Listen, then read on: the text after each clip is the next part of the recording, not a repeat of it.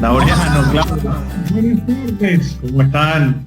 Muy bien, muy bien. ¿Cómo están ustedes? Un gran abrazo. Muy bien. Muy bien. Entiendo que mira, el amigo aquí es como el húngaro, joven y bello. Es igualito. No sé si hace la gracia. No sé si hace la gracia.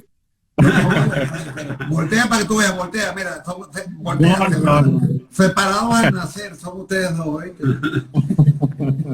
Bueno, muy bien, muchas gracias por aceptar la invitación, Laureano, Claudio, a mi audiencia. Les explico un poco qué es lo que estamos haciendo. En todo este tema de la cuarentena hemos tratado de hacer unos live y lo hemos llamado expertos que aportan.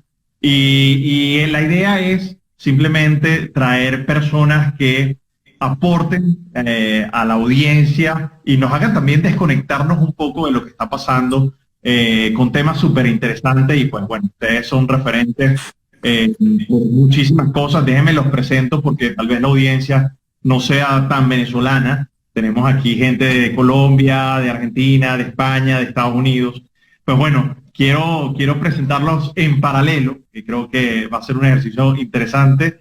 Ambos son personajes muy queridos en Venezuela y por ahí quiero empezar, que es lo importante, sobre todo desde el punto de vista del humor, pero lo que muy pocas cosas saben, o muy pocas personas saben, es que ustedes también tienen atrás no solamente profesiones, sino gustos y cosas que hacen también de forma destacada. Por ejemplo, entiendo que tú, Laureano, eres politólogo con estudio en teología y filosofía, importantísimo.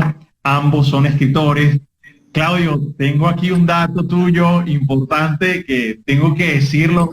Y es un dato Dilo y yo te digo la verdad. Tú lo afirmas, claro. Me dijeron que pertenecías a la nobleza italiana. Tú imagínate. Totalmente cierto. Yo soy el varón de Maratea. El varón de Maratea. Un pueblo llamado Maratea. Y entonces yo soy varón. O sea, varón porque heredé un título mobiliario. Además, mi sangre es azul. Por eso el coronavirus no me entra, porque a la sangre azul no le entra el coronavirus. Eso de andar por ahí diciendo que uno es varón en estos tiempos. No, es casi varón de grande, ¿eh? ok. Eso ya no se estila. Ya no. Es más, uno dice que es varón y entonces te dicen homofóbico. No, eso no está muy bien visto. Es muy raro que a un hombre ahora, o sea, y es difícil, a mí me encantan las mujeres, y lo digo con miedo porque uno no sabe quién se puede ofender. Irresponsable. ¿Qué pasa, vale? Homofóbico. Bueno, muy interesante. Entiendo que también eres full apasionado por la cocina, incluso has escrito libros sobre eso, con lo cual, bueno, me parece súper chévere, súper valioso. Y bueno, todo el humor inteligente que ustedes hacen, que a mí me parece fenomenal. Y pues como venezolano también quiero darle las gracias porque aporta mucho valor en ese sentido. Y creo que desde la risa y desde la parte del humor, los temas se atacan y se abordan siempre mucho más y de forma inteligente, ¿no? Sí. Creo que eso es importante. Y bueno, presentarles también a Alejandro, que me ha acompañado. Más, Alejandro, para que te damos más la cara. Está mejor porque estaba como contigo para allá atrás. Está como tímido. No, es que teníamos solo Alex y nos faltaba Andro. Bueno, Alejandro, consultor, escritor también, una persona que es polifacético, un bicho raro como él se define. Escultor. Exactamente. Y también con un buen sentido del humor, que es importante porque así su comunicación llega mucho mejor. Yo te interrumpo porque ya veo la pregunta que va a hacer Claudio, que qué hago con la húngara en cuarentena. Entonces, antes de que haga la pregunta, te voy a enseñar con lo que yo hago. Mira, Ese eres tú. Qué maravilla, gracias. Bueno, quiero tener eso urgentemente. Qué maravilla, húngaro, gracias. Lo tenemos en Medellín, para cuando vengan a Medellín. El húngaro, qué belleza. El húngaro hace una cosa, la gente que no conozca al húngaro, yo lo conozco en todas sus facetas, pero a mí una de las que más me gusta, quizás por artista, es la de ese gran escultor, que él no puede ver una madera, es como un comején, él ve una madera y se la come.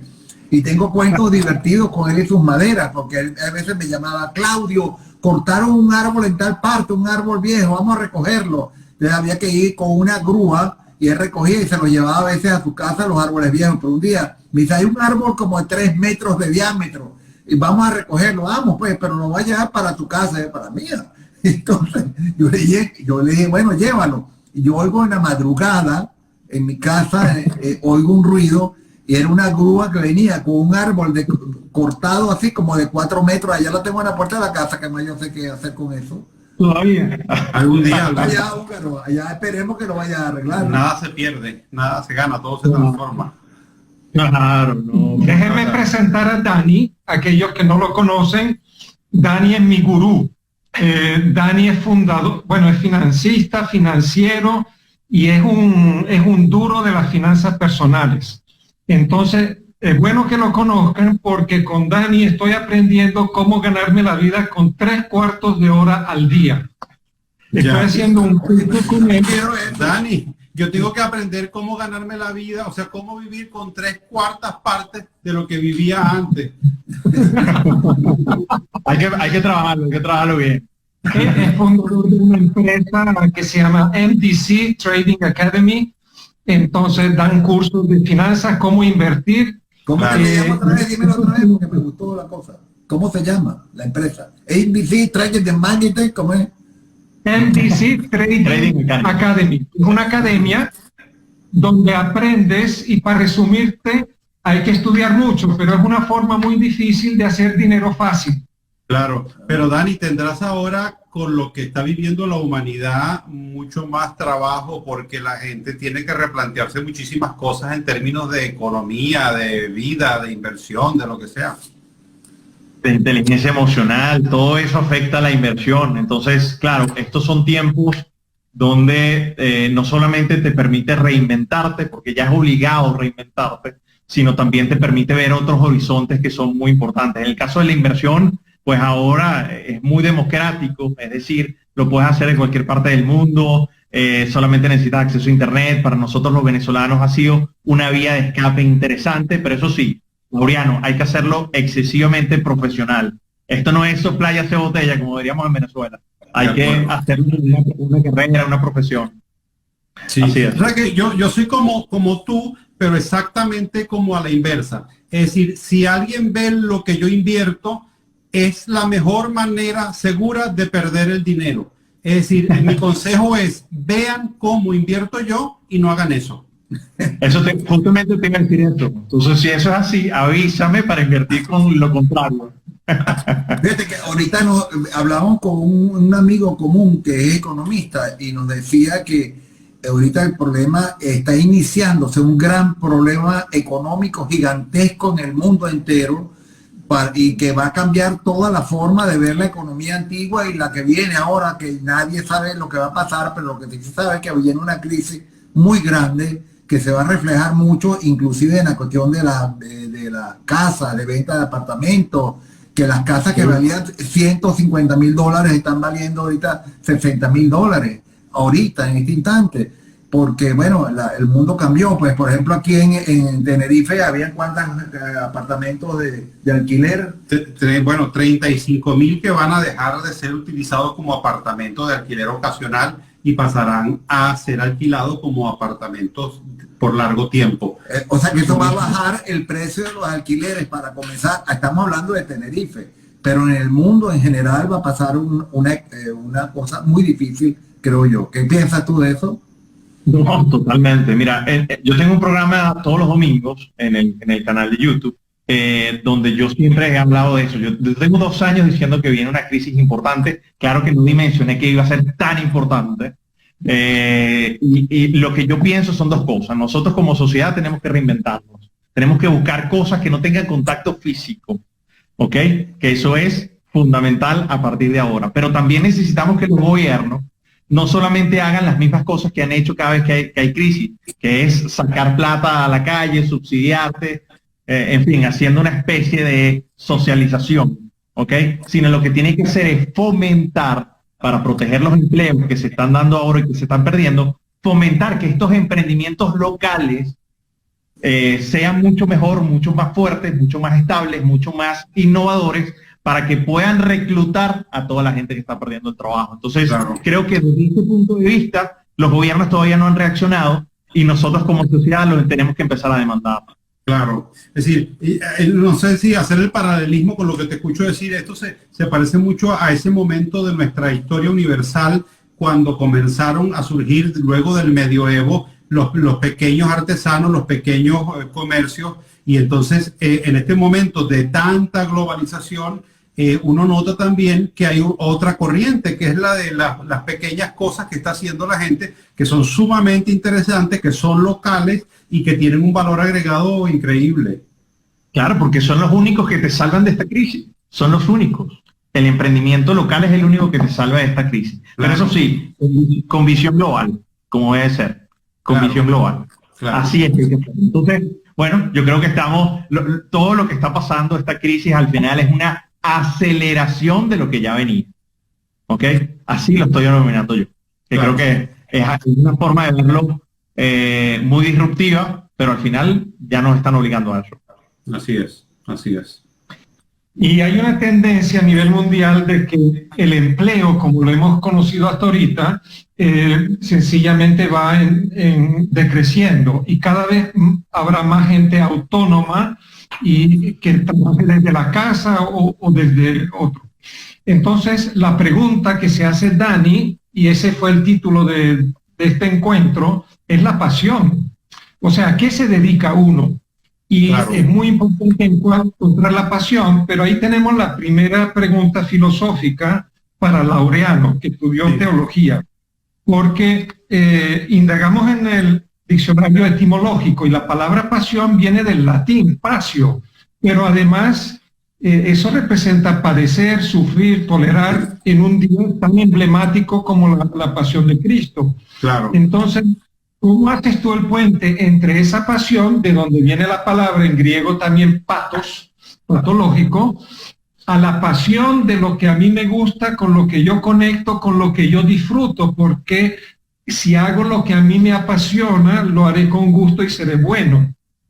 Bueno, una muy buena pregunta para ser formulada justamente en un viernes de pasión, que es donde estamos hoy. La pasión de Jesús es un proceso de sufrimiento muy intenso que lo lleva a la muerte en la cruz en el Gólgota. Pero yo creo que el término pasión se ha extrapolado a la intensidad de un sentimiento, que puede ser un sentimiento de sufrimiento, pero también puede ser un sentimiento de éxtasis. Por eso nosotros también usamos la palabra pasión para el amor. Para el amor, para la música. Mi pasión en la música es un amor que me apasiona. Estoy apasionado por un amor. Entonces, yo creo que la pasión es poner el alma en aquello que se hace y ser feliz en aquello que se hace. O sea, cuando tu trabajo es a la vez tu realización, cuando tu obrar en el mundo es también la realización de tu misión. Entonces, y tú estás como consciente de eso. Jesús estaba muy consciente del sentido de su pasión. Él le dice en el huerto del olivo: aparte de mí este cáliz, mas no se haga mi voluntad sino la tuya. Es decir, esto es muy duro, pero sin embargo, para esto es que yo estoy aquí. Entonces yo creo que es encontrarle un sentido a la vida y un sentido además de felicidad, que aquello que haces sea también tu realización, te haga feliz. Claro, eso tiene muchísimo sentido, y al final creo que estamos en una oportunidad perfecta para tratar de encontrar o escudriñar, a ver, entender cuál es la pasión de cada uno de nosotros y cómo podemos así también. Fíjate que los antiguos cristianos decían: todo placer tiene su calvario. Es decir, cualquier cosa que tú quieras hacer en la vida te cuesta algo. Ese el calvario entendido desde ese punto de vista. Si por ejemplo el húngaro quiere hacer una escultura, tiene un calvario, tiene que dedicarle tiempo, cargar la escultura, sudar, hacer todo lo que se implica hacer una escultura. Un músico, para ser un gran músico, dedica 8 horas de pasión por la música, que también por eso lleva a decir vida, pasión y muerte de Cristo. ¿Por qué se separa la vida y la pasión y la muerte? Bueno, porque la vida es todo lo que sucedió hasta el año 33, y la pasión es lo que sucedió en un periodo como la Semana Santa, y la muerte culmina con la pero muerte. entendiéndolo con lo que estamos hablando nosotros de Ajá. pasión, de lo que significa pasión, que se abrió, inclusive se habla de la pasión más para lo bueno que para lo malo. A Cristo, la pasión de Cristo fue una cosa espantosa. Claro. Porque digo, vida y pasión puede estar juntas. Por ejemplo, el húngaro es un apasionado y está vivo de su madera. Claro, pero yo creo que además cuando un artista, por ejemplo, yo sé que el húngaro cuando hace sus tallas, eso le trae una serie de esfuerzos y todo eso, pero esos esfuerzos hechos en aquello que te apasiona son esfuerzos que se sobrellevan de una manera distinta, son esfuerzos que tienen como un sentido, y eso te da como una energía vital porque tú lo quieres hacer. Y entonces parece que el sudor que eso te ocasiona no es tal sudor, y tú vas y lo haces y cargas lo que tienes que cargar y empiezas a golpear la madera y vas descubriendo en ella una forma, y es verdad que el brazo se te cansa, pero hay algo interno, hay un motor interno que te da la fuerza para seguir porque te gusta. Claro, claro, eso es fundamental. Yo creo que eso, y además si lo puedes capitalizar, pues la gente, ¿no? Además, claro, esa es la idea también. Y fíjense que una de las cosas cuando Alejandro y yo nos reunimos para hablar con ustedes, y es que nos cuenten un poco de cómo fue ese camino cuando empezaron, ¿ok? De que el humor no era tal vez tan popular, por decirlo de alguna forma, como ahora, donde yo escuché algunos videos de Claudio, donde Claudio decía, oye, no, es que yo empecé con títeres, ¿ok? Entonces la gente no se reía de los títeres, sino se reía de lo que yo decía después de los títeres. Entonces, ¿cómo ustedes fueron descubriendo en una Venezuela bien diferente a la actual, pero cómo fueron descubriendo esa pasión y luego irlo transformando a monetización y poder vivir de esto y alcanzar la felicidad, como lo estamos hablando? Es interesante pregunta eso. Si quieres, como soy el más anciano, yo soy un anciano de etapa terminal y tengo más experiencia que el niño acá. Tú sabes que yo pienso de verdad que uno nace para algo en la vida, independiente de lo que tú hayas estudiado. Por ejemplo, vamos a poner un ejemplo mundano. Sumito, el cocinero, que es sobrino mío, él estudió física en la Universidad de los Andes y se graduó de físico, pero su pasión era la cocina, y la vida lo llevó al final a la cocina porque él decidió por su pasión, ¿ves? Yo hacía en mi casa, también en el caso mío, el de Laureano es diferente, pero yo creo que uno nace para algo, y yo nací para esto quizás. En mi casa era una casa llena de artistas, sobre todo artistas plásticos. Mi papá era una especie de mecenas pobre, es decir, él tenía un olfato y una vista para ver grandes, gente que fueron grandes pintores, no en el momento que mi papá los encontró que estaban, pero lo que llaman en Venezuela pelando bola, por ejemplo, como Jacobo Borges, Alirio Palacio, Régulo Pérez, el maestro Cruz Diez, que no estaba tan pelando, pero era amigo de mi papá. Pero toda esa gente casi vivían en mi casa. Por ejemplo, entonces yo tuve pero fíjate que de los 4 hermanos, el único que se dedica a esto soy yo. ¿Por qué? Eso es el misterio, ¿eh? Yo aprendí a hacer los muñecos y la cosa, entonces yo decía, oye, yo tengo que tratar de vivir de esto que a mí me gusta hacer. Yo estudié en el pedagógico, yo soy profesor de arte en Caracas, pero yo me gustaba dar clases para los niños y tal. Mi primer trabajo serio fue como profesor de artes plásticas, haciendo títeres, haciendo teatro, haciendo lo que me gustaba, la pasión mía. Por eso yo creo que fui feliz desde un principio cuando comencé a hacer esto, ¿no?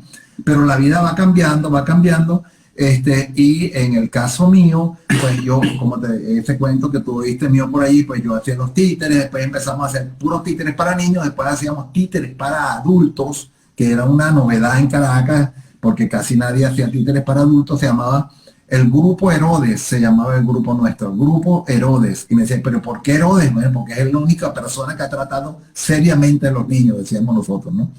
Entonces, claro, era una broma. Y hacíamos entonces los pornotíteres que hay. Y fue un exitazo en el momento para unas salas pequeñas, y trabajamos, adivina quién era nuestra jefa. Ana Ábalos, la esposa de José Vicente Rangel. Ella nos ayudó con los pornotíteres. Rubén Monasterios, que es un escritor, nos hacía libretos y nosotros los hacíamos, pero porno títere era un nombre y la gente iba a ver pornografía en títere, pero un títere cuando se desnuda queda en mano. Entonces, es muy difícil hacer pornografía con los títeres, ¿no? Y entonces con los porno títeres y con la cuestión de, empecé yo a salir afuera, como tú estás oyendo ahí, dijiste, y a explicarle a la gente, bueno, señores, ahora viene el baile de las cucharas. Ustedes saben que las cucharas, entonces la gente, como eran los porno títeres, el baile de la cuchara, entonces sacábamos unas cucharas de todos tamaños, cucharillas de tomar sopa, y hacemos una bobería y esa es el baile de la cuchara, esa es la pornografía que la gente creía que iba a ver. Entonces yo me di cuenta ahí que la gente, oye, la gente se ríe más que conmigo afuera que cuando estamos con los títeres. Y aparte de eso, la flojera ayudó mucho en esto también, ¿no? ¿Por qué? Porque para los títeres yo hacía marionetas que son con hilitos, eso tiene un trabajo tremendo, porque tienes que realizarlas, eso es la pasión, pues yo hacía mis marionetas con aquel tiempo que yo que no tenía, buscaba y lo hacía, las marionetas, los muñecos. Había que cargar el teatro, y entonces después tú te presentabas y tenías que volverlo a cargar el carro, amarrarlo, y yo decía, bueno, no, vale, yo estoy muy viejo, tenía como 28 años, yo decía, ya estoy muy viejo para seguir cargando estos peroles. Y entonces empezamos a hacer en Caracas, en un momento dado que no estaba de moda, inclusive estaba mal visto que uno trabajara de noche en los bares y tal, ¿no? Entonces, yo llegué a trabajar con Carlos Donoso, que vive ahí en Colombia, que por cierto, un saludo a Carlos Donoso, que está pasando un momento muy difícil en su vida. Está muy mal, Carlos. Oye, y quiero un homenaje a ese gran artista. O sea, no sé si sabe quién es Carlos Donoso. Claro, el del monito. Él me dijo a mí, Claudio, preséntame, tú eres capaz de presentarme en un bar horrible en la Avenida Baral en Caracas. Y yo, bueno, vamos a darle, pues. También pagaban 200 bolívares por presentarlo. Era un bar espantoso, lleno de borrachos, de prostitutas. Había incluso un enano horrible que le brindaba una cerveza y el tipo enseñaba el pipí. Una cosa espantosa del sitio, ¿no? Entonces, bueno, esa es la verdad de la cosa. Entonces, esos fueron mis inicios. Los orígenes no son fáciles, La gente... Pero para que esta fue una escuela increíble para lo que vino después en mi vida, para el crecimiento mío, porque yo sabía que yo no podía estar toda la vida haciendo eso, pero si yo triunfo aquí, oye, en el aula magna soy un genio, decía yo. ¿Por qué? Porque era difícil controlar ese público. Incluso hay una anécdota de esto. Una vez que llegamos, Carlos y yo, y había estado un mariachi horrible que estaba tocando ahí, terminó el mariachi, el que tiene la trompeta, el mariachi borracho, se quedó dormido con la trompeta en la boca y respiraba por la trompeta. Hacía,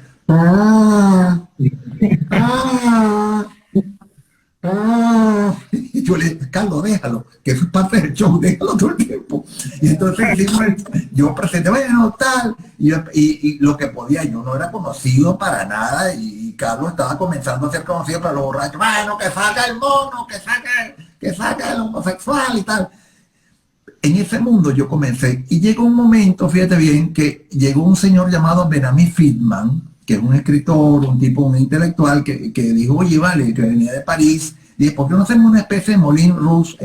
Bueno, después conocí a Callito, estuvimos en el restaurante El Parque, yo cocinaba una o dos veces a la semana, y después salía y le explicaba al público que estaba comiéndose la comida, que estaban comiendo, y eso también fue parte de la escuela esa que yo aprendí cosas para hablar con el público.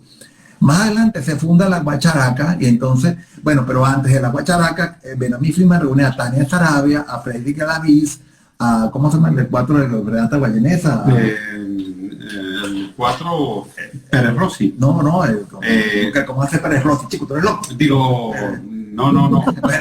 El que toca 4, ya te... No, perdón. Bueno, Pérez Rossi también toca 4, pero... El que es bueno. Ajá. El que canta así.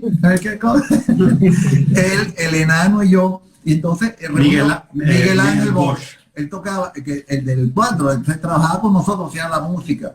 Y entonces nosotros empezamos a trabajar con un grupo que se llamaba Grupo SRL. Y nos veían mal los intelectuales. Decían, oye, pero ¿cómo es posible que ustedes van a trabajar en bares? Esto es horrible. Hasta que surge la Guacharaca, que es donde sale el gran boom irrepetible de la comedia y el trabajo que nosotros hacemos, que no es un trabajo fácil, sabrás, y que solo la experiencia del día a día te va dando el éxito que tú puedas tener más adelante.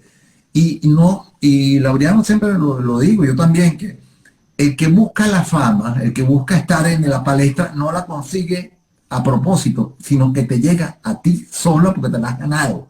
Eso es importantísimo. Tú no puedes exigirle a la gente que te quiera, tú no puedes ser famoso porque tú quieras hacerlo, tienes que ser famoso o conocido, porque yo me considero conocido. Famoso es, ¿no?, Chayanne, famoso es Ricky Martin, yo soy conocido.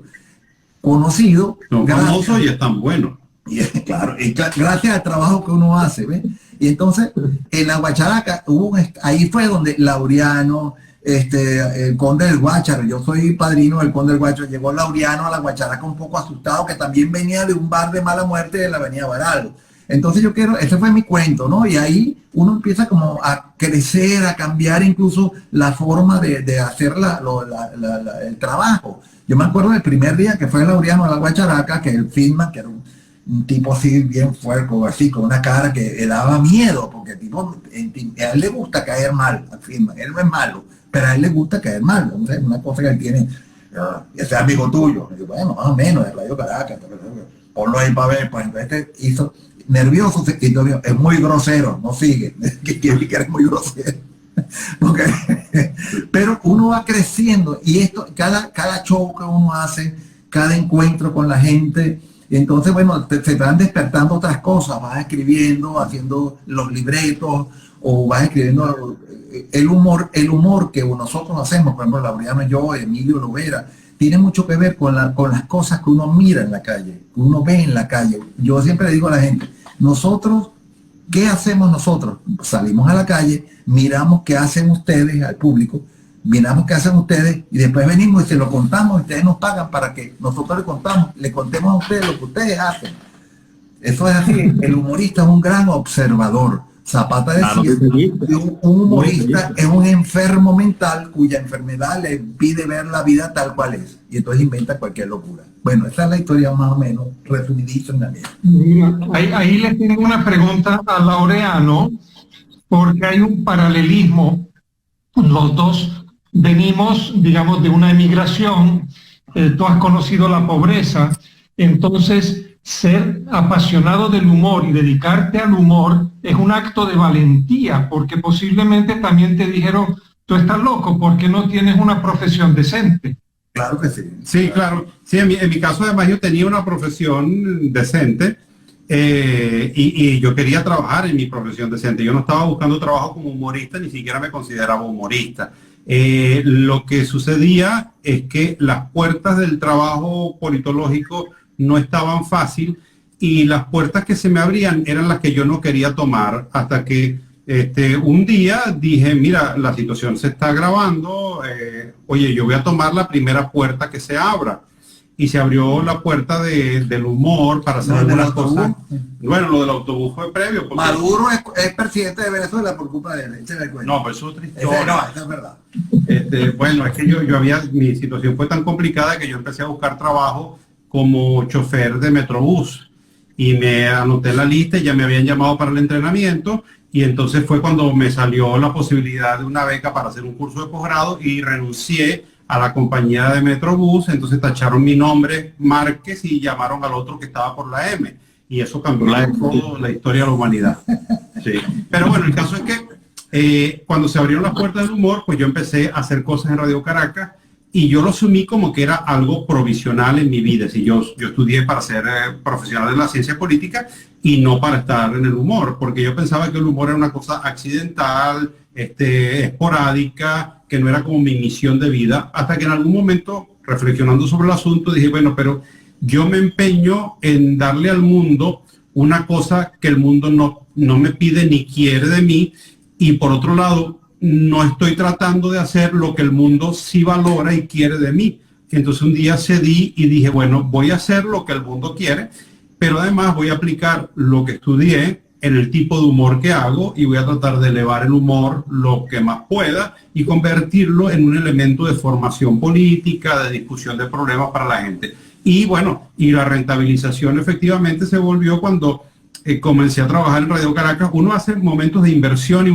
hay que sembrar y luego cosechar. Yo recuerdo que yo estuve un año entero en Radio Caracas escribiendo sin cobrar.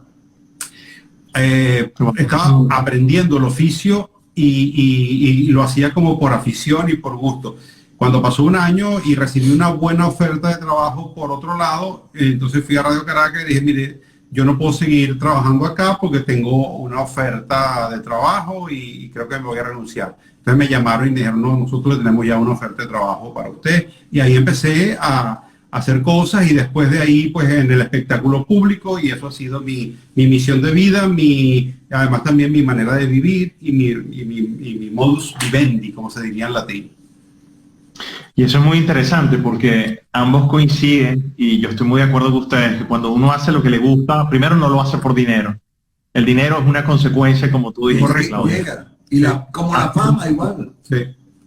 Así de sencillo. Al final, el dinero, el que lo busca desesperadamente, le huye por defecto. Sí. Entonces, hay que buscarlo y hay que irradiar esa pasión que ustedes están irradiando el día de hoy, con que se le nota y lo desborda y contagia. Y espero que la audiencia también lo esté persiguiendo porque es muy importante. Pero también, y voy a decir algo muy serio, porque creo que la gente al final termina viendo como si fuera la teoría del iceberg, ¿no? Solamente ve la punta, pero no sabe lo que es esta base que hay debajo del agua, donde uno trabajó muchísimo para haber estado allí y también está justo en este momento donde está preparado para aportar valor. Entonces creo que eso es muy importante y de mi parte, ustedes son un ejemplo claro y en un día preciso para hablar de todo lo que tiene que ver con el tema de la pasión, porque realmente es muy fascinante. Además que han hablado cosas que probablemente muy poca gente sepa, que son sus orígenes y a veces a la gente ni siquiera le interese, pero a mí se me hace muy, muy interesante. Muy, muy interesante. Muchísimas gracias. Y creo que en verdad nosotros hacemos del humor nuestra pasión, nuestra manera de vivir. Y lo otro es accesorio, es decir, por supuesto que uno tiene que tener remuneración e ingresos, pero nosotros hacemos muchas cosas cuya misión no es el ingreso. O sea, nosotros compartimos mucho el trabajo entre el trabajo vocacional y el trabajo productivo, porque también nosotros consideramos que el tipo de trabajo que nosotros hacemos requiere de muchas cosas. O sea, hay gente que nos pide ayudas, apoyos y nosotros los hacemos con mucho gusto. Yo creo que esa es parte del equilibrio vital. No solamente uno está en el mundo para sobrevivir y tratar de vivir lo mejor que se pueda, que es muy razonable, sino para que la humanidad toda viva un poco mejor. Y en ese sentido, echarnos todos una mano, ser solidarios, apoyar al que lo necesita. Eso, a fin de cuentas, alguien dijo que lo que uno tiene realmente al final es lo que uno ha dado. Eso es lo que uno tiene. Uno tiene solo lo que da.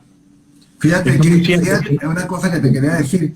Fíjate que con el trabajo que los que nos antecedieron a nosotros, mi papá, Aquiles Nazoa, Opin, Leo, todos esos grandes humoristas venezolanos, hicieron humor sin percibir ni un centavo y pasando no solamente no percibían dinero. El caso de Leo, preso por ser humorista, iba preso a la rotunda con grillos en las patas y seguían siendo humoristas. Es una gran pregunta: ¿qué los motivaba a ellos? ¿Qué pasión tan grande tenían ellos que sin que les pagaran, y no solamente no les pagaran, sino que los llevaban presos? Mi padre fue expulsado del país cuando Pérez Jiménez por ser humorista, y mi papá nunca fue, yo siempre lo digo, yo nunca vi a mi papá derrotado, nunca, jamás lo vi derrotado, hasta cuando lo vi que esposado, que lo expulsó Pérez Jiménez de Venezuela en el aeropuerto, que se despidió de nosotros esposado. Yo no lo vi derrotado, yo tenía 6 años y mi papá estaba con su cara alta, y yo creo que eso le queda a uno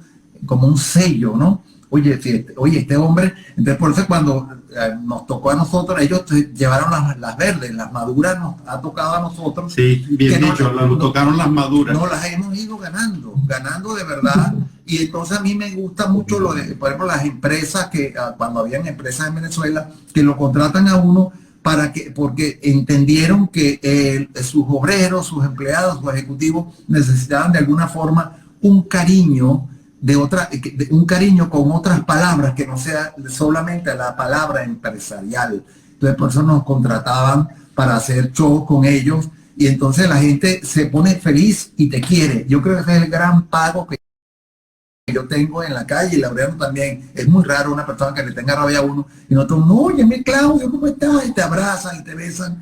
Yo creo que esta es la diferencia de nosotros con los políticos que se portan mal, con los opresores que la gente los odia y los quiere matar, ¿ves? A nosotros yo creo que nunca alguien nos haría un scratch en un restaurante, sino al contrario, nos mandan una botella, nos regalan algo, nos besan, nos piden un autógrafo. Eso es un gran pago también por el trabajo que uno hace. No, totalmente de acuerdo. Y las tendencias en el caso de los nuevos negocios que van a salir de esta crisis, el componente de ayuda tiene que estar en ese modelo de negocio importante. Y mi experiencia de vida, y lo he dicho varias veces en estos lives que estamos haciendo, es que uno cuando ayuda siempre se te devuelve, es algo que es ley, ¿sabes? Siempre se te devuelve, y no se te devuelve en la misma proporción, se te devuelve muchísimo más. Sí. Pero no hay que hacerlo por eso, no hay que hacerlo por eso, Fete. No hay que hacerlo pensando que yo voy a hacer esto para que se me devuelva, porque si no, no se devuelve. No, pero digamos, yo lo veo como un elemento que es curiosamente adicional. Yo creo que en verdad la motivación tiene que ser el bien, pero el bien es bueno, el bien produce un clima favorable, una cosa agradable al mundo, y como que la vida lo siente y está uno mejor. Y nos las está demandando, completamente de acuerdo contigo. Y esto es algo, de verdad, yo en mi vida ha sido ley, pero también siento que hay que estar bien, medianamente bien, para ayudar como debe ser, y no como no ahogarse así cuando están tratando de salir para adelante, y para mí eso me parece muy importante. Yo les tengo una pregunta por la admiración que les tengo, y digo admiración porque hemos compartido un montón de talleres también con empresas y todo lo que hemos hecho y los he observado. ¿Qué recomendación le darían a gente joven que no se atreve a apostar por su pasión? O sea, muchas veces hay gente que estudia porque el papá es químico, entonces, o tiene una farmacéutica, entonces el hijo se mete a estudiar farmacia. O sea, ¿qué recomendación le darían a alguien que tome las riendas en su mano y se dedique a su pasión, aun cuando el entorno no lo apoye? Bueno, yo creo que yo le recomendaría a los jóvenes que escuchen su voz interior. Casi siempre lo que uno quiere ser, la vocación, habla, y uno debe prestarle atención y escucharla. Y la otra cosa que quizás es importante en estos tiempos es desarrollar un pensamiento crítico, porque el pensamiento crítico nos ayuda a pensar mejor. Nosotros estamos viviendo en un mundo en el cual estamos perdiendo capacidad de pensar, porque estamos sometidos a muchas redes, a muchas cosas donde el pensamiento quizá no es lo más importante, sino la emoción. Entonces, la emoción es un buen componente de la vida, pero la vida tiene que tener también pensamiento, meditación, tiene que tener un poco de distancia sobre las cosas. Nos hemos vuelto, incluso en el tema de las redes, porque el pensamiento crítico nos ayuda a... O sea, ¿qué recomendación le darían a alguien que tome las riendas en su mano y se dedique a su pasión, aun cuando el entorno no lo apoye? Bueno, yo creo que yo le recomendaría a los jóvenes que escuchen su voz interior. Casi siempre lo que uno quiere ser, la vocación, habla, y uno debe prestarle atención y escucharla. Y la otra cosa que quizás es importante en estos tiempos es desarrollar un pensamiento crítico, porque el pensamiento crítico nos ayuda a pensar mejor. Nosotros estamos viviendo en un mundo en el cual estamos perdiendo capacidad de pensar, porque estamos sometidos a muchas redes, a muchas cosas donde el pensamiento quizá no es lo más importante, sino la emoción. Entonces, la emoción es un buen componente de la vida, pero la vida tiene que tener también pensamiento, meditación, tiene que tener un poco de distancia sobre las cosas. Nos hemos vuelto, incluso en el tema de las redes, como muy agresivos, muy irrespetuosos del juicio del otro. Nosotros tenemos que construir un mundo en el cual escuchemos, respetemos e intercambiemos opiniones, incluso refutemos, pero eso con una base de pensamiento, de criterio. Entonces hay que tener entusiasmo, hay que tener, que es como llevar a Dios por dentro. Cuando uno tiene entusiasmo, viene del griego enteusiasmo, es tener a Dios impulsándote, y tener pasión en lo que se hace, tener integridad, tener decencia, tener valores, tener principios. Todas esas son las cosas que constituyen realmente una personalidad admirable. Construirse como fenómeno cultural, pensar, leer, más allá de 180 caracteres, leer cosas profundas, leer literatura, formarse un concepto del mundo, de la humanidad y de la historia. Todas esas son cosas que son importantísimas, creo yo. Oh, tremendamente bueno. Y a Claudio también, porque el ejemplo de lo que pasó con tu padre... No se te está viendo, húngaro. No, también en tu caso, porque escuchando tu historia de que tu padre lo expulsaron, se lo llevaron a Bolivia en el avión, lo mencionaron como si fuera un criminal de alto peligro, estuvo preso. ¿Eso no te pudo frenar para conectar con tu pasión? ¿Qué recomendación darías? No, para nada, al contrario, creo que es un gran estímulo. El ejemplo de mi padre es un gran estímulo, porque si alguien era apasionado, era él. Si alguien creía en las cosas más sencillas, por eso él se hizo famoso con su programa que se llamaba Las Cosas Más Sencillas, porque en la sencillez de las cosas de la vida es donde está quizás lo grande, lo grandioso. Fíjate, y te pongo el ejemplo tuyo. Tú agarras un coco, que yo agarro un coco y me tomo el agua de coco y ya lo boto. Tú no lo botas. Tú lo agarras ese coco y lo conviertes en una joya, una obra de arte. Eso es una pasión, eso es creatividad.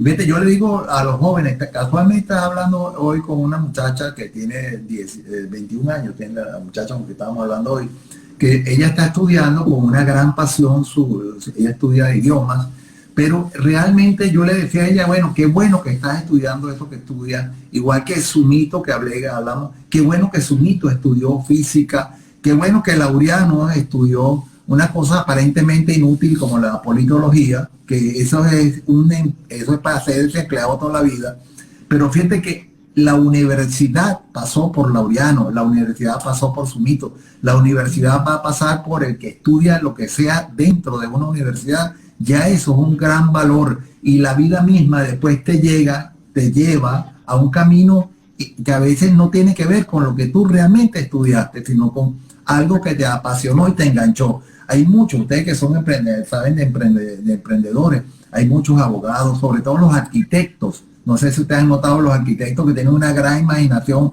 y de pronto están haciendo juguetes pequeños, pero no los hacen caseros. Grandes empresas empezaron, los arquitectos no sé por qué tienen esa habilidad tan grande para adaptarse a otras cosas que no tienen que ver con la arquitectura aparentemente. Y el humor no tendría nada que ver aparentemente con la politología, sin embargo lo tiene. La cocina de Sumito, que es físico, no tendría nada que ver a veces con la física, pero sin embargo lo tiene. Y no es que él diga, vamos a aplicar la física aquí, sino que el conocimiento de la universidad aplica hasta para barrer la calle bien. Correcto. ¿Y qué opinan o sienten que las personas que les ha tocado migrar o que migran no es una oportunidad como perfecta para conectarse con su pasión? Sí, bueno, yo pienso que migrar es una cosa muy dura, sobre todo cuando tú migras presionado por circunstancias. O sea, a lo mejor tú estabas en el lugar donde estabas haciendo lo que te gustaba, lo que amabas, lo que quieres, te estaba yendo bien, y te tienes que ir por razones ajenas a tu voluntad, razones de orden político, razones de orden económico. Entonces eso es doloroso. Ahora, la experiencia que yo he contemplado, por ejemplo, en el caso de nuestros paisanos que están fuera, los venezolanos, es que la gente no solamente se reinventa, sino se vuelve sumamente creativa. Y entonces uno empieza a ver cosas increíbles, y gente que no sabía hacer algo, ahora está haciendo algo. Mira, yo escuché en Madrid una vez que estuvimos con la Universidad Metropolitana, los que empezaron a fabricar los quesos tipo venezolano en Madrid, los empezaron a hacer en la cocina de su casa de 4 hornillas. Y después eso se transformó en un proceso industrial. Es decir, es el armarse de valor, pero también el tener esa disposición a crear, a emprender, a decir yo lo puedo hacer. Y en ese sentido, los venezolanos, creo que está mal que uno lo diga, pero son un ejemplo, porque son gente primero, muy bien formada. Venezuela forma muy bien a su gente. Nosotros tenemos una generación de jóvenes profesionales brillantes en todas las áreas. Quizá destacan mucho los médicos porque la formación en medicina es espectacular, pero destacan muchos otros profesionales que son muy buenos. Entonces, Venezuela ha llenado el mundo de gente competente, de profesionales de primera línea, que se han desarrollado muy bien, algunos están en empresas destacadísimas, y eso para nosotros es un orgullo, porque además eso sí tiene influencia en el futuro de Venezuela. Esa gente trae un know-how que va a servir para la reconstrucción, porque cuando las situaciones cambien, esa gente va a querer estar en casa porque es donde se siente mejor y se va a traer todo ese background que ha aprendido. ¿Viste? Cuando fue al revés la cosa, cuando llegaron los portugueses, los canarios, los italianos a Venezuela, que fue al revés de lo que está ocurriendo en Venezuela ahorita. Los venezolanos estaban ahí en Venezuela llenándose de información de otras culturas, ¿cómo se llama? Nació gente yo mismo, mi abuelo era italiano. Fíjate, mi abuelo llegó en el año 1900 a La Guaira con una maletica así chiquitica de Maratea, ese pueblo donde yo soy el varón de Maratea, a La Guaira. Y no me preguntes cómo hizo, y se fue a San Fernando de Apure, que ahorita ahí de La Guaira a San Fernando de Apure, esto es dificilísimo. Él llegó a San Fernando de Apure y como a los 10 años, 15 años de haber llegado a San Fernando de Apure con una maletica, mi abuelo era ya casi millonario. ¿Por qué? Porque se inventó algo que él no sabía que iba a inventar. Vendía las plumas de garza para hacer sombreros en Europa. Y entonces venían unos barcos, eso me lo cuenta mi mamá que aún vive, tiene 99 años, venían unos barcos desde Italia, esos barcos que eran así como de paletas, y entraban por el Orinoco al río Apure en invierno y traían cosas de San Fernando de Apure. Fue un puerto de río muy importante, aparte porque se traían cosas, novedades. Mi mamá dice que las muchachas como ella en esa época de Apure estaban a la última moda por las telas, las cosas y los sombreros que traían con las plumas, y mi abuelo llenaba el barco de cajas de plumas de garza, y ese era el gran negocio de él ahí. Pero es una forma increíble, o sea, ¿cómo? El abuelo de él corría detrás de las garzas quitándole las plumas. ¿Cómo se llega? O sea, lo interesante es preguntarse cómo llegó a él a eso. O sea, ¿por qué? Un señor que llegó de allá, no sabía ni que era una garza, y de pronto su gran negocio es hacer eso, ¿no? Entonces es interesantísimo eso también. Y cantaba el alma y era sono fratello delle spuma, delle garze, delle rosa. Él nunca aprendió a hablar bien el español. Y eso es muy importante. La pasión no solamente es lo que te mueve, sino las cosas que también haces bien. Y eso es importante. Y la pregunta de los inmigrantes es porque todos tenemos, digamos, en este live, muchos inmigrantes. Por ejemplo, mi papá es canario, también llega a Venezuela, bueno, producto de todo lo que estaba pasando ya posguerra. De hecho, mi abuelo se va primero a Venezuela. ¿De qué isla? De La Palma, de los llanos de Aridane. Ah, caramba. De aquí nosotros, aquí es la Gran Canaria. Sí. Sí. Entonces, ¿qué pasa? Mi abuelo se fue unos años a Venezuela, primero, porque tenía pues que capitalizar y mandar el dinero a Canarias, como pasaba generalmente en esa época, hasta que mi abuela agarró a su muchacho, dijo, no, vamos a agarrar un barco y nos vamos todos para Venezuela. Y así también es mi origen, y se reinventaron completamente, porque todos estaban completamente jubilados en España. Y bueno, eso creo que también es importante. Cuando uno migra, creo que también es una oportunidad para pensar, porque a veces uno por la cotidianidad no piensa en cambiar de lo que está viviendo, no se cuestiona porque está en esa zona como de confort, ¿no? Y el migrar te obliga, por la situación que te obliga definitivamente a que te tengas que reinventar. Como decía Mr. Keating en La Sociedad de los Poetas Muertos, cuando se subía al escritorio, ver las cosas in a different way.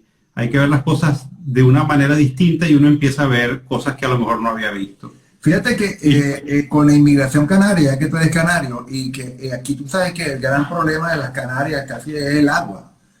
Sí. Aquí para sembrar las papas habría que hacer unas terrazas sobre los volcanes, hay unas terrazas con piedra, las mujeres iban con tierra y después sembraban las papas y sacaban el agua de una mina. Bueno, ese mismo canario llega al estado de Aragua, imagínate, ríos por todas partes, todo planito. Tú tiras una piedra y nace una mata de piedra. O sea, es increíble cómo el campo, este tipo que viene de pasar tanto trabajo encuentra ese paraíso allá en Venezuela. Claro. Totalmente. Bueno, Sí. sí. No, adelante, claro. Claudio. Sí, no, y definitivamente esa capacidad de trabajo que tenía instalada, o sea, imagínate tú con todas esas dificultades, le pones un sitio donde hay ríos y tierra plana, rinde muchísimo. Mire, una pregunta ya para, antes que te, como esto es una conversación, ¿no? Cuéntame tú tu historia, ¿por qué tú haces eso que haces y por qué estás en Colombia? A ver, cuenta eso si se puede saber. Bueno, una historia larga. A mí me tocó migrar desde el año... Cuenta la corta mejor. Desde 2004 salgo de Venezuela. Yo trabajaba en una compañía que se llama Cemex, una cementera. Yo llegué a ser gerente de planificación estratégica y financiera de toda la compañía, desde Alaska hasta la Patagonia. Y bueno, siempre estaba involucrado con todo lo que tenía que ver con el tema de inversiones, analizar casos de negocio, y pues necesitaba generar una forma diferente a la de estar atado a un trabajo. Y pues en ese momento empecé a estudiar muchísimo todo lo que tiene que ver con la bolsa, porque mi oficina en ese momento, o una de mis oficinas, estaba al lado de un centro de investigación de bolsa. Aprendí muchísimo. Eso estoy hablando del año por allá 2007-2008. Y pues ahí... Yo tengo un mes investigando al bolsa y no lo he podido entender. Bueno, hay que investigar bastante más. Bueno, entonces lo cierto es que encontré allí una forma de poder invertir desde cualquier parte del mundo, de una forma profesional, con muchísimo ensayo y error también. Y eso me permitió a mí, obviamente, entender todo lo que está pasando desde el punto de vista geopolítico mundial y qué impacto puede tener y cómo yo me anticipo a ese impacto para poder generar algún tipo de rentabilidades. Porque yo no sé si ustedes lo saben, pero uno en bolsa puede ganar dinero cuando las bolsas suben, pero también cuando las bolsas bajan. Así que es el único negocio que yo he visto y he encontrado, y cuando hay este tipo de crisis es de donde nosotros nos puede ir muchísimo mejor. Entiendo, sí, el manejo de todas esas cosas que para los legos, como diríamos, son como complicadas. Y al final son tan sencillas, pero hay mitos y hay veces que se tratan de venderse que son complicadas para que no todo el mundo pueda acceder, y creo que eso es lo interesante de la democratización de toda la información. Claro, claro. ¿Tú eres casado? Yo soy divorciado. Porque tengo una hermana. Ajá. Sí. Bueno, hay que conocerla, No importa, tiene dinero, 2 infartos, es nerviosa, no tiene familia que te interesa. No, tiene todo el combo. ¿Sabe cocinar? No, hombre, no, pero no importa, pero tiene mucho dinero, busca un cocinero. Contrata su mito. Perfecto. Oye, bueno, antes de que se acabe el live, quiero agradecerles de verdad haber compartido su experiencia, su visión, esos cuentos que probablemente nadie se los pregunta y que creo que es importante conocerlos porque motivan, que es muy importante. Siento que la gente ahorita necesita motivación y que más saber de alguien que le ha ido bien y ha podido transmitirlo y que definitivamente lo cuenta de una forma tan contagiosa, que creo que eso es lo más importante en estos tiempos, ¿no? Muchas gracias, muchas gracias. Gracias, de verdad, gracias a ustedes, más bien, por la invitación, y estamos a la orden para cualquier cosa, y cuando pase el coronavirus vamos a reunirnos para celebrar la vida.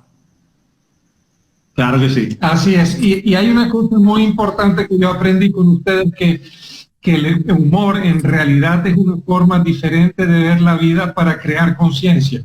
Sí, es una manera de pensar, como decía Aquiles Nazoa, una manera de pensar, decía el papá de Claudio, sin que el que piense se dé cuenta de que está pensando. Cuando el humor se convierte en pensamiento, ya está volando en la verdadera dimensión del humor. Y además, perdón, Alejandro, y además creo que es una forma de comunicación infalible, la mejor. Sí, señor. Sí. Si no es por el humor, yo sería virgen ahorita.